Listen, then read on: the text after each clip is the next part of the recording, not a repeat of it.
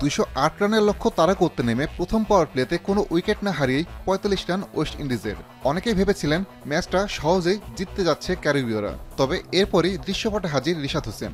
প্রথম ওভারে পেলেন উইকেটের দেখা, আর বাংলাদেশ দেখল ম্যাচে ফেরার স্বপ্ন। উইকেট হারানোর পরও ধীরে ধীরে জয়ের দিকে এগোচ্ছিল উইন্ডিজ। 20 ওভার চলমান, স্কোরবোর্ডে রান 79। বাকি 30 ওভারে ক্যারিবীয়দের প্রয়োজন 129 রান। ম্যাচ তাদের দিকে হেলে। অনেকে হয়তো আশা প্রায় ছেড়ে দিয়েছিলেন, তবে ব্যতিক্রম ছিলেন একজন, তিনি রিশাদ হোসেন। এই লেগ স্পিনার পরপর 3 ওভারে নিলেন আরও 4 উইকেট। মুহূর্তেই চালকের আসনে বাংলাদেশ। রিশাদের সেই ম্যাজিক স্পেলের পর আর ঘুরে দাঁড়াতে পারেনি উইন্ডিজরা।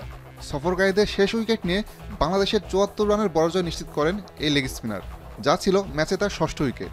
12 ম্যাচের ওয়ানডে ক্যারিয়ারে এবারই প্রথম ফাইফারে দেখা পেলেন তিনি। ক্যারিয়ারের সেরা বোলিং পারফরমেন্সে তিনি গড়েছেন আরও কিছু রেকর্ড। প্রথম ডানহাতি বাংলাদেশি স্পিনার হিসেবে ওডিআইতে ফাইফারে দেখা পেয়েছেন রিশাদ।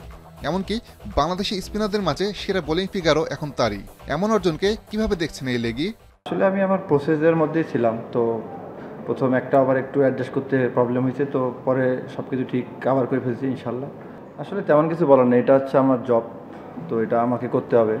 তো যেদিন সবাই একটু স্ট্রাগল করতেছিল, তো আমি চেষ্টা করছি যে আমার বেস্টটা দেওয়ার, তো এটা নর্মাল, এটা আমার জব আর কি। বোলিংয়ের পাশাপাশি ব্যাট হাতেও ক্রমেই ভরসা হয়ে উঠছেন রিশাদ। এই ম্যাচে তার 13 বলে 26 রানের ক্যামিওতে 200 পেরোনো নিশ্চিত হয় বাংলাদেশের।